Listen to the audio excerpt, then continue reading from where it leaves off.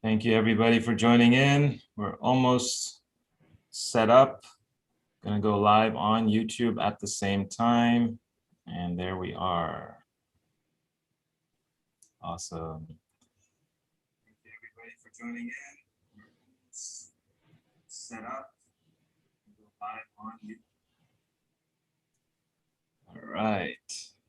So thank you everybody. Welcome to this first episode of season 2 of What's Your Story? And this is your host, Dr. Varun Gandhi. Love and abundance, everybody.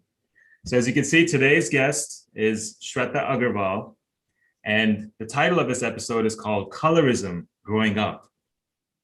You know, when you meet someone for the first time, even before we smile at each other, or even before we shake hands, or even before I could comprehend the color of their hair, what's the first thing that we usually notice? That's right, color of the skin. And usually, based on this assessment, we behave a certain way. Most likely that's unconscious too. Like for example, when we see a white man, we're more comfortable. But when we see a darker or black man, we tend to protect ourselves. And that's for a reason. You know, when we're young, we're told don't be outside in the sun for too long. And then you hear stories from the media about how it photoshops dark-skinned celebrities to have lighter skin. Like this happened to Beyonce, even to Aishwarya Rai. And did you know that in the early 1900s, there was this test, you know, not the one that we're usually used to, the writing one. There was a test called the brown paper bag test, where based on the color of your skin, if you were darker than the paper bag, you were not allowed to get into clubs or organizations, churches, frats, or sororities. And because of this issue of colorism, we are here today talking to our guest, Shweta. So who is Shweta? She is a computer science engineer by background, but her passion lies in writing. This passion emerged a few years ago when she noticed a lack of representation in children's book, driving her to launch the Dev and Ollie series of picture books. The books have been very well received in schools and libraries all over the world. She was awarded the Asian Women of Achievement Award for Arts and Culture in 2016 and invited by Her Majesty to Buckingham Palace for the UK India Year of Culture in 2017. Last year, she was triggered by this Black Lives Matter movement, and that's when she started writing her memoir based on her journey through colorism from the age of 6. She has just completed the first draft and is currently immersed in the laborious task of editing. Oh, we all know how that goes. She is on a mission to instigate change, even at the risk of exposing herself to the world. Welcome, Shweta. It's great to have you here. Thank you so much, Varun. It's a pleasure and an honor. Thank you. Thank you. We'd love to hear your experience related to colorism growing up. How did it all start for you? And to be honest, I think, especially when it comes to the South Asian community, it starts right from the mother's womb. It starts from expectant mothers. And I hate to say it this way, but from the moment a mother is expecting, family and extended family around that mother, the expectant mother, starts giving her tips on what to eat to improve the color of the baby or to have a fair baby. One of the classic ones being obviously a daily dose of milk with a pinch of saffron. And I've heard this from my aunts growing up, and I've seen them do this. And so for me, it all begins from the age of 6, because that's how far, apparently, according to research, your memory goes, right, as a child. And I vividly remember these incidences because I remember an aunt having her daily dose of saffron milk. And I remember vividly having my moment where I was enjoying myself dancing on a coffee table. And one of my aunts, she yanked my arm and pulled me down, and she said, okay, that's enough now. You've turned from black to purple. And I didn't even understand what she meant by that. And, firstly, she said Kali, right? You've turned from Kali to purple or whatever that word was. I can't remember. That was the first time that I'd actually been made aware of my color and the fact that she called me Kali, right? And I didn't understand what it means, to be purple. But what she was implying was that obviously if you're white skinned, then when you blush, you look pink, right? Right. Whereas on dark skin, you go a really funny, deep red, deep purple, right? And then there was another aunt who said, well, let her enjoy it. How much she enjoys dancing. And she said, well, what is she going to gain out of all of this? It's not like she's going to become a Bollywood actress. And then the other aunt said, well, why not? And she said, don't give her false hopes. There's no room for Kali girls in Bollywood. And this entire conversation was going on in front of me, like a tennis match. And I was just completely oblivious to everything prior to that conversation, just enjoying my moment and dancing, right? And suddenly my world kind of came tumbling down because I was not only made aware of my color, but I was also then informed through this conversation happening in front of me that I can't be someone or something rather that I want to be. At that time in my life, I really wanted to be a Bollywood actress. Now, of course, we all have those dreams where, they're wild and you want to do something. But as a child, to have that dream crushed because of your color is heartbreaking, right?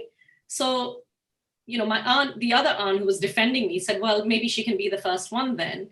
And she walked off. And I remember that at that point I think it was the first time. And from that point on, I would always see color as the first thing in a person because I was made aware of my color.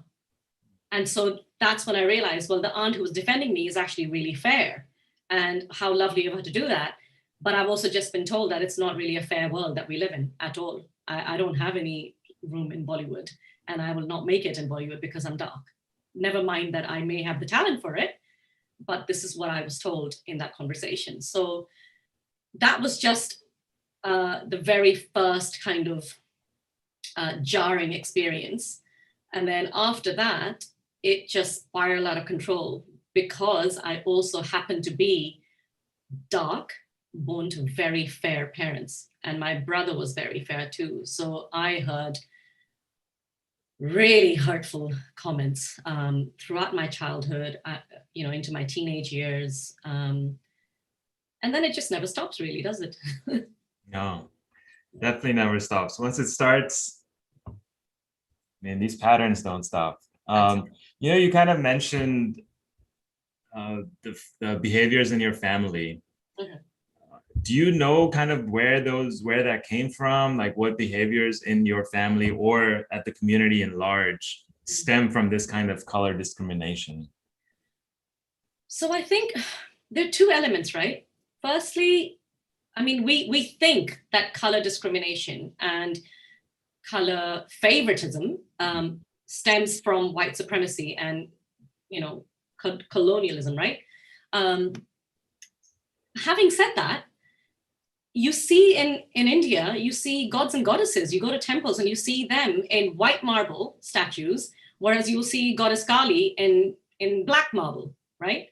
And if you ask, priests and pundits in the temples, and I remember this experience too, their answer was, oh, well, she's depicted in black because she's come from darkness, from the darkness, and but she's a goddess to slay demons. And I'm like, well, why can't she just be the same as everybody else? Why does she have to come out of darkness? Why does darkness represent evil? And I think this is that one notion that we humans have somehow kind of just, held on to for centuries. And somehow we've created this ideology in our head that white is beautiful. White is what you want to aspire to be, and dark skin is not beautiful and it's evil. And so I think in India, it's not even about one family. It's not even about my family. It's everywhere. It's shocking. It's an omnipresent notion, as I say it in my book, that it's everywhere and it's in your face, overtly existing in your face. because you see it on billboards, you see it on television through advertisements, and you see Bollywood celebrities endorsing and advertising fairness creams. Without mentioning the name of the cream, we know what we're talking about, right? Which cream we are talking about. I mean, well done for changing the name, but what is that going to achieve, right? Because it's in our mindset, and it's something that is so deeply embedded that what's upsetting and disheartening is that people don't see anything wrong in talking about color so blatantly. What is, you mentioned it's so deep in our mindset. And I feel like the movies that we were exposed to growing up, movies and media, TV, for example, they played a huge role in setting this mindset, right? Have you seen that as well? And what have you currently seen in the movies and media that is kind of propagating this colorism, color discrimination? So it's quite shocking, really. Back in the 1980s, I mean, I'm a huge Bollywood fan. I still am. That, back then at the age of 6, and I still am now. I ran a Bollywood dance company for 10 years here. So that was kind of like my way of saying, well, all right, fine. If I can't get into Bollywood, at least I can do this. There were no dark actresses at all, at least not A-list actresses. And there's kind of like this dichotomy as well, right? In Bollywood, as well as sexism and colorism, because it's the pressure that females go through and that is put on them to strive for fairer skin. Yet the tall, dark, and handsome is very much acceptable, and acceptable even for actors, right? Most of the actors are just the regular brown Indians, right? Right. Yeah. And so that was back then in the 1980s. Things started changing for the worse, I would say, because I personally feel Bollywood, when Bollywood started becoming popular in the Middle East, Russia, and other countries, I think that's when Bollywood started probably feeling the pressure on themselves. And, I'm not justifying it for them at all. Please don't get me wrong. But it was kind of like one of those vicious circles where they wanted to hire fair actresses because that is what is their market, their target market, right? That's what they want to see. Right. And then it went a step further by hiring white female blonde dancers as backing dancers, 50, 100, 200 of them, as backing dancers to Bollywood actors who are brown, right? We are brown predominantly. I mean, that's what the irony of this whole notion is, that it exists in a country that is predominantly brown. And so I think Bollywood plays a huge part in this, because in India, amongst Indians across the world as well, Bollywood is not just a film industry. Bollywood is a way of living. People aspire to become like those actors and actresses, right? And so they have a lot to say for themselves by endorsing and advertising such creams, selling the dream that, it's good to be fair. It's all right to want to be fair. Right. Oh, yeah. That's a big notion. I mean, growing up, Bollywood played a huge role in my life, and it shaped my whole mindset of how men should behave with women. Right? This is slightly off topic, but just to show you how powerful media is and how powerful these movies are, because it shapes people's perspectives and lives if that's all they watch. If they're not exposed to outside of, and it's so easy to go to a movie theater, sit in for a movie, or just turn on the TV because it's all around us. Turn on the TV and you can just watch whatever you want to watch on, that's coming live. And we don't realize it, but colorism is so subtle, and it's always there, prevalent everywhere. Like you mentioned the cream. It's a $30 billion industry for a reason, because people want it. But it's also these marketing companies, these organizations, corporations that are putting these messages out there that make people want to purchase more of these products. And so it's that vicious cycle that's feeding itself. That's it. So now that we've gotten so far and so deep into this problem, what steps do you see? And I know you're already taking one by writing this book that you'll be publishing very, very soon. We're so excited for it. Thank you. We'll talk about that more because I do want to bring that up. Yeah. But what other steps do you see that we could take to get ourselves out of this color discrimination? Yeah. So I personally feel, let me start again, sorry. I'll openly admit I use those creams because I've been through it. I've been through the comments, the bullying, the remarks, and the complex, right, that it ingrains in you. So I am one of those people that use that cream. But what I've realized now, after it only took me 43 years to realize it, but what I've realized once and for all is what it was doing to me. It wasn't just about, basically it was selling me a dream to be fair, but actually it was instilling more insecurities internally, right? Because you always want more. Oh, well, let me keep applying it. It's look at me, I'm getting fairer and fairer and fairer, and I'm getting compliments from people. It has to stop by us accepting ourselves the way we are. And when I say that, I mean really accepting ourselves the way we are. So for example, I know that like for fair-skinned people, they've probably gone through privileges in their life, right? Being selected for certain things, media to begin with, and so many other things like, oh, just even comments like, oh, look at her, she's so gory, and I think it's not just our fight, the ones who are dark-skinned. Colorism is a fight that we all need to fight against, even the fair-skinned, because if you're thinking in your mind, I don't want to step out in the sun because I will turn dark, by thinking that, you're looking down upon somebody who's dark because you don't want to be like them, right? So I went through that. I went through the whole, oh, we're going on another summer holiday with the kids and we're out on the beach and like, oh, no, kids, play with daddy. Mommy's just going to lie on the sunbed and read a book instead. I've been through that all because I'm like, are you kidding? Like I work really hard with my fairness creams and within an hour you want me to wipe this hard work out? No way, I'm not doing that. But I think after a certain point, it has to come from you, the realization, right? For me personally, the realization was, as you mentioned, triggered by George Floyd's death and the Black Lives Matter movement. Now, I know that prior to George Floyd, unfortunately, hundreds of Black men and women in the US, in the UK, around the world have lost their lives. Why George Floyd?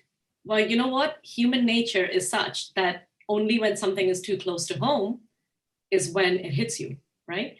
Things could have happened in the past. Of course, I learned about Black history and slavery in my teenage years in school, but it didn't hit me then. It didn't hit me as hard as George Floyd's death. And so I openly admit it was his death that triggered that in my mind, because I realized that by succumbing to colorism, I'm validating white supremacy because I want to be like them. Yeah, it's that dichotomy. It's one validating the other and vice versa. That's it. That's very interesting. But I do think that we also need to change our mindset and not just blame fairness creams, because you know what? Blaming companies that produce fairness creams is like blaming McDonald's for being there, for producing junk food.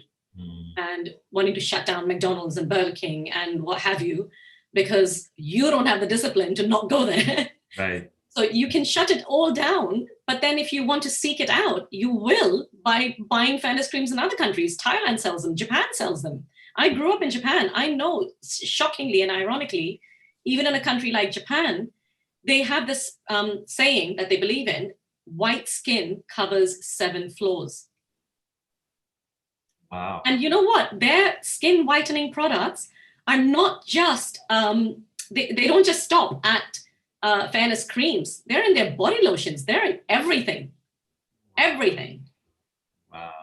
So it's like this collective, there's a collective consciousness that all of us have, which is all of our mindsets combined, collectively. And you're saying when you have to get rid of it from our mindset, it's like tapping into that where each individual person gets rid of it from the collective consciousness. Exactly. So it completely is like out of the system, and we don't think about that duality of the light and dark and think about it in that way. That's it.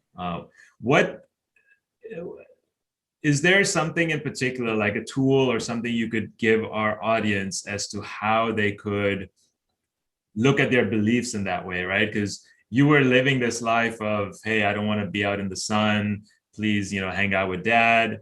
But at some point you had to come to the realization that you were going through this. You were, your perspective of life was such. Is there a particular tool that you could tell people or give an advice as to how they could kind of like pay attention to their beliefs? It's not going to be easy, for sure, right? And I completely understand. Talking about colorism is draining and depressing, right? And it's something that has been with us for thousands of years. It's not just going to vanish overnight. And I think it's something that you have to consciously remind yourselves of. So something as simple as this, for example, where I went to India a couple of years ago, just before the pandemic started, right? COVID-19 hit. And my sister-in-law, she had her niece in the apartment complex pool. And she, was trying to get her out. And she said, come on, come out now, you'll turn Kali. And so they don't use the word you'll tan, they just say you'll turn Kali. And I was standing right next to her. And I just stopped her and I said, excuse me. And she obviously, didn't realize, and she didn't intentionally mean to, hurt me or say something like that. But she just said, oh, I'm so sorry, Didi.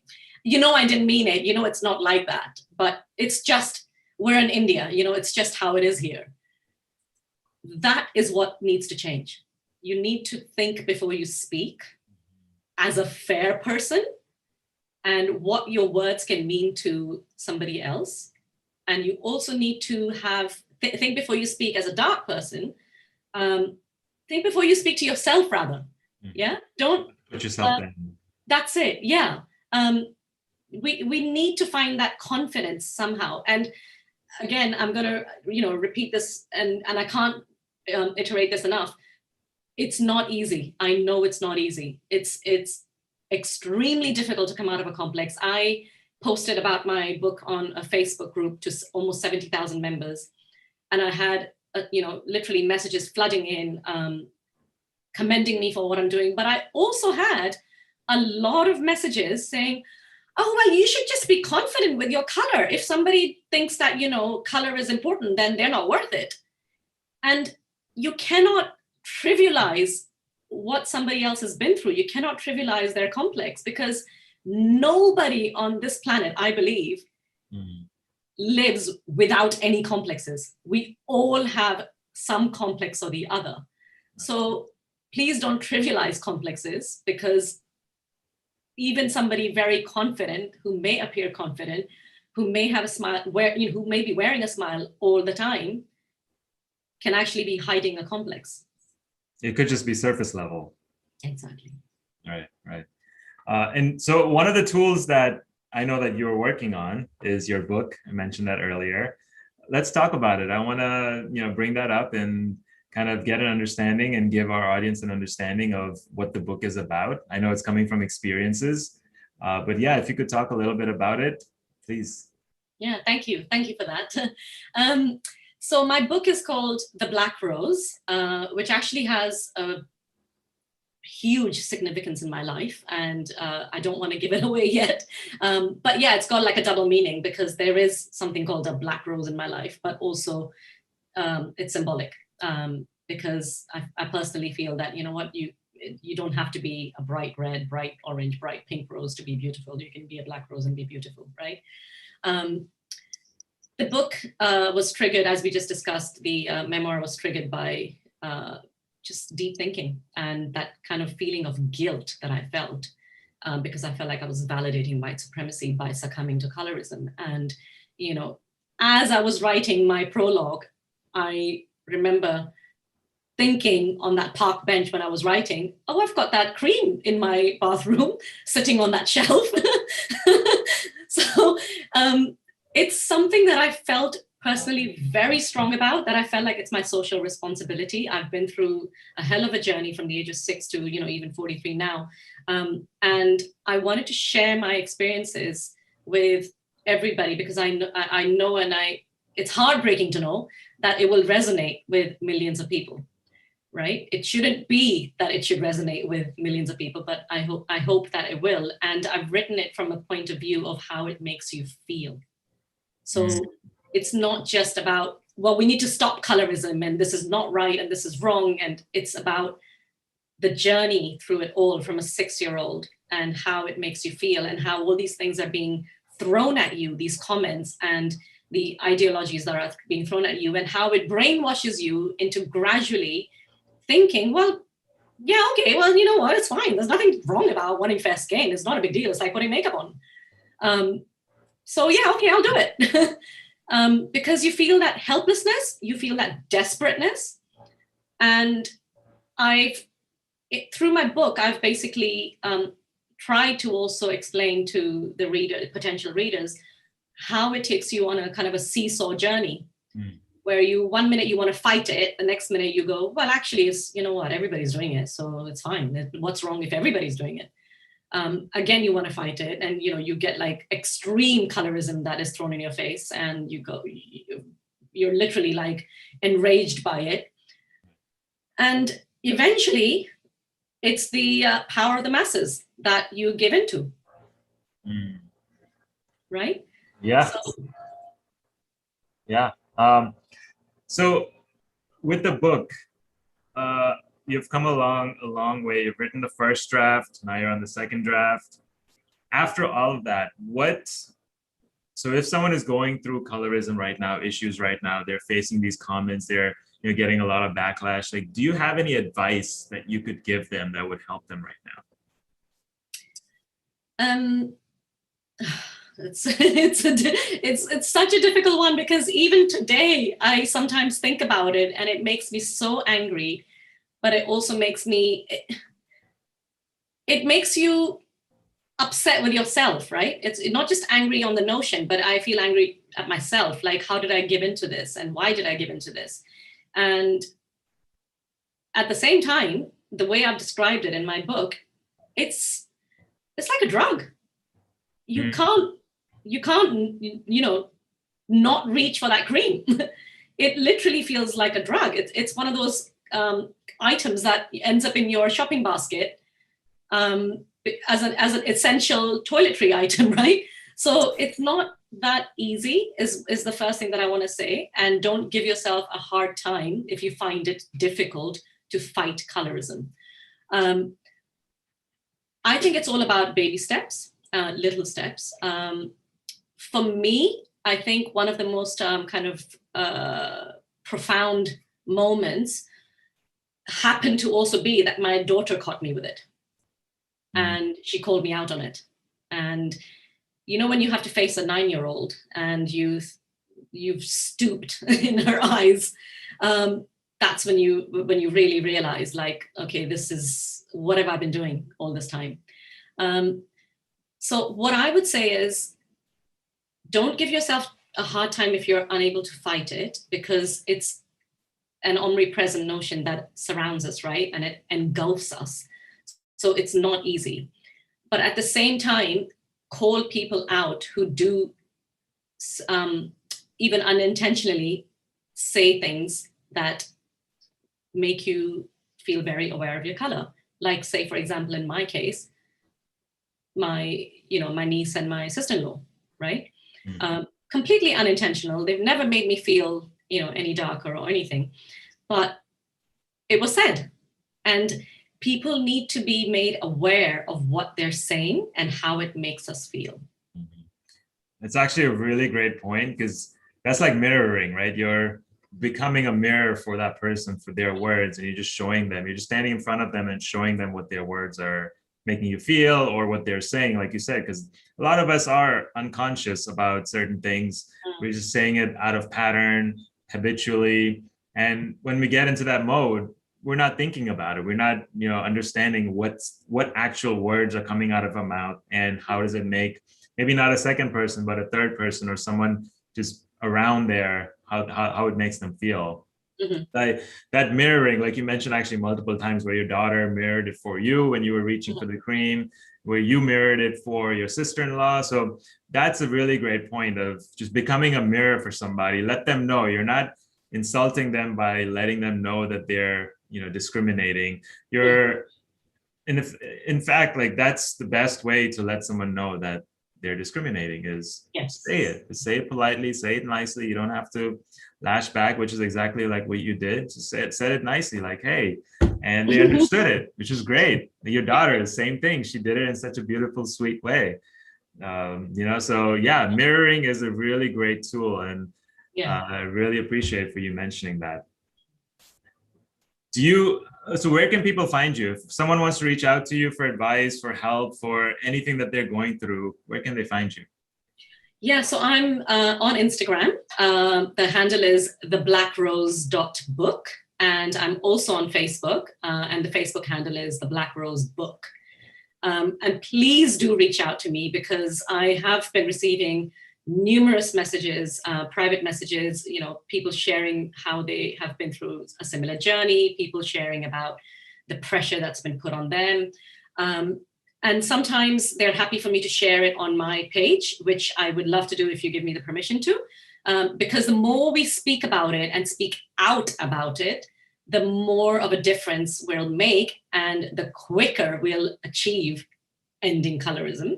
But I completely understand if you would not like for me to mention it, but you would be happy for me to share your story, I can leave it anonymous as well. So please do reach out to me anytime on Instagram, theblackRose.book. Blackrose.book. All right. Thank you so much, Shweta. This was a wonderful, wonderful session. I'm so glad I got to interview you, got to ask you these questions, and help a lot more people and amplify your voice, because that is what this show is about. What's your story? This is your host, Dr. Varun Gandhi. You can find my Instagram. You can find me on my Instagram at drvarungandhi or Dr. Varun Gandhi, and website, drvarungandhi.com.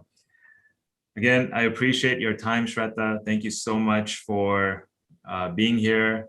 Thank you so much for sharing your valuable insights on this very, very relevant and very important topic. Thank you. Thank you so much, Varun. I cannot thank you enough for having me on your show and for allowing me to share my story with you and your listeners. Let's fight it, guys. Let's end colorism. Yes, that is the goal. Let's end colorism. Everybody together, let's end colorism. For those watching on YouTube, Facebook, please like this video. Please subscribe to the channel. And also, if you have any questions for Shweta, for me, please, in the comments below, leave your questions and we will get back to you. This is very important. If you have questions, please in the comments, leave it below, and Shweta or we will definitely get back to you and help you out in any way that we can. Thank you so much. Love and abundance, everybody. I hope you all have a fantastic day. Thank you.